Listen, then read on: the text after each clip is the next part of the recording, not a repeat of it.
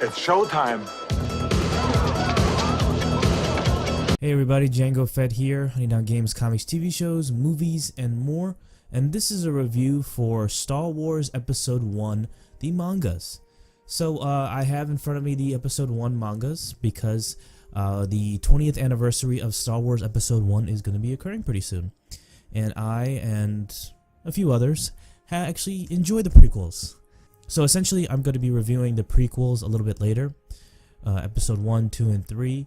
But I do want to do reviews on the overall media, the comics, as well as the manga that I have in front of me right now. So what I have in front of me is Star Wars Episode 1, The Phantom Menace manga, written and drawn by Kia Asamiya. Forgive me for the pronunciation, but it only contains 2 books, only 2. And unfortunately there is no Episode 2 and 3 mangas. This is just one run for Episode 1 at the time, which is kind of disappointing.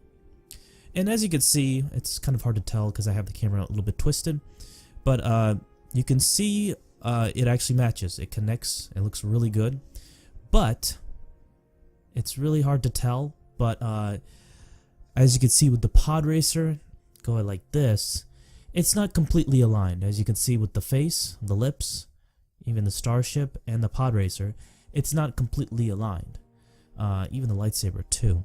So you're gonna have to actually go like a little bit like this. I know it's really hard to tell. So it's not completely aligned and it's actually not completely centered. So it actually matches up once you actually move it sideways, and then it's completely matching. But it's a very odd thing that they didn't like completely align this. Maybe it's just that this is just a little bit up at the time, but it's just a very weird thing that I noticed from this manga. So it doesn't completely align. You could see this is aligned, but that's not aligned, or this is aligned. So it's a very weird thing that I noticed. So here's the manga. We're going to take a look at a few pages, and essentially you're going to read from left to down and then over here. And it's kind of strange considering it's a manga, but usually for mangas you actually read from right to left. But this one is more of an American version, so they made it more friendly for Americans. But I do like the artwork. I think it's really good. It's all black and white, as you can expect. I do like the colors of the covers itself. I think they're really fantastic. But essentially this is, I mean, look at this. This looks pretty cool. Jar Jar looks crazy. I'm not a big fan of course you can expect many people not to like Jar Jar, but I don't like the artwork for Jar Jar, to be honest. But this is pretty much a cut and dry version of Star Wars Episode 1 in a nutshell, as you can expect. The script is pretty much George Lucas's script, but it just has some slight differences. It doesn't show the complete fish fight that happened with the previous monster.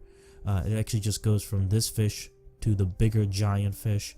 It doesn't go to the other one that was eventually eaten by this fish. So there are some differences. They don't actually show everything completely, but I did enjoy this for the most part. It is a cut and dry version. I do like the look of the characters. Obi-Wan with his giant nose, and Anakin with his almost like alien eyes, anime eyes. So I do like the look of this book. I think it's really good. Both of these books are really fantastic, and the covers are really cool. I like how they're like connecting. You don't usually see that stuff with comics nowadays. And it's just a really nice feature to have covers like that. And I just really do like the artwork. This was created by Dark Horse a while ago, as you can see with this logo. This is a very old logo from Dark Horse. So this is actually came out during the era of 1999, I believe. So I will give Star Wars Episode 1, The Phantom Menace manga, a...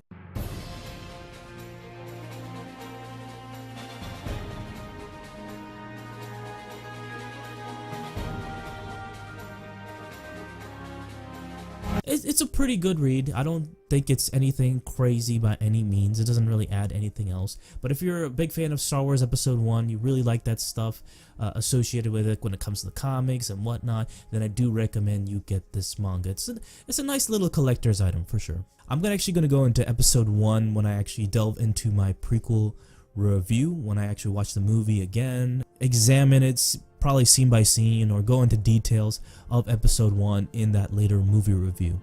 So for now, that is it for the episode 1 manga. I am going to do reviews on the comics themselves that are out for the omnibus as well, and some other stuff in the future as well. I'm not really sure as of yet, but this was a really quick review. I really appreciate you guys watching. Don't forget to please like this video, comment down below, and subscribe to my channel Django Fett, and I'll see you guys on the next video. Peace.